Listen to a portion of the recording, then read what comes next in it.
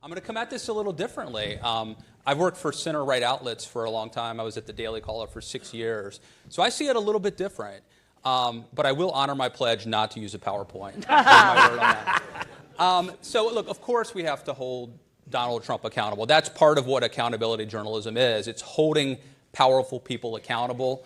I would also say, though, before we get too proud of ourselves, there's other countries like Russia that kill journalists, Turkey that jail journalists. Donald Trump sends some mean tweets about journalists. I mean, I don't like that. I fear that could be a harbinger of things to come. But we are pretty blessed in this country, and I think we've done a good job of holding politicians and powerful people accountable.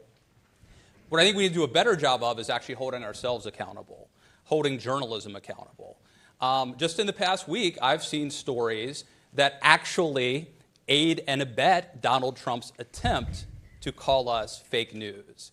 So we had reporting that Donald Trump didn't attend church services on Easter, which were not true.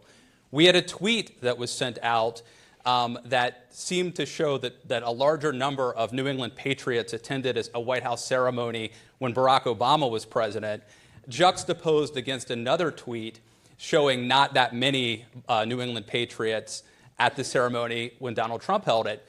The New England Patriots had to send out their own tweet to set their record straight on that and to correct the record. And when we make mistakes, I will say this, usually when people in the mainstream media make mistakes, they at least admit it and apologize and cop to it. And that's a good thing. That's part of maintaining our credibility.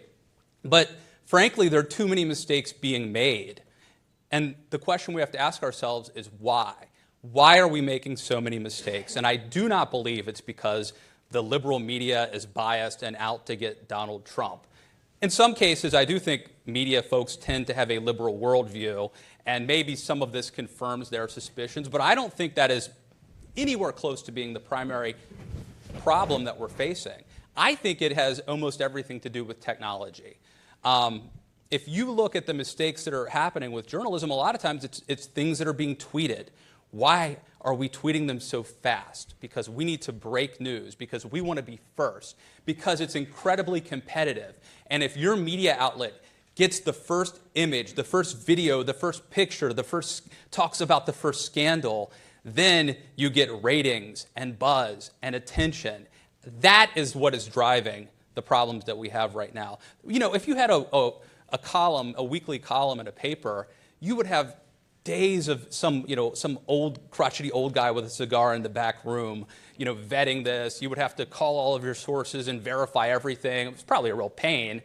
Now we live in a world where speed is what matters. And there are good things about that, but I think it leads to a lot of mistakes and a lot of problems. And look, I think that this impacts the mainstream media, certainly, but it also impacts center-right and conservative journalism. And let's look at a couple of just recent examples that are things that are happening just in the past week. Bill O'Reilly, do you think he needed some accountability? He got away, allegedly, with some pretty bad stuff for a long time. Why did he get away with it? Ratings. He was making a lot of money. And cable news is a business. It is about ratings. There wasn't a lot of accountability there, apparently. What about Tomi Lahren? Do you guys know who she is?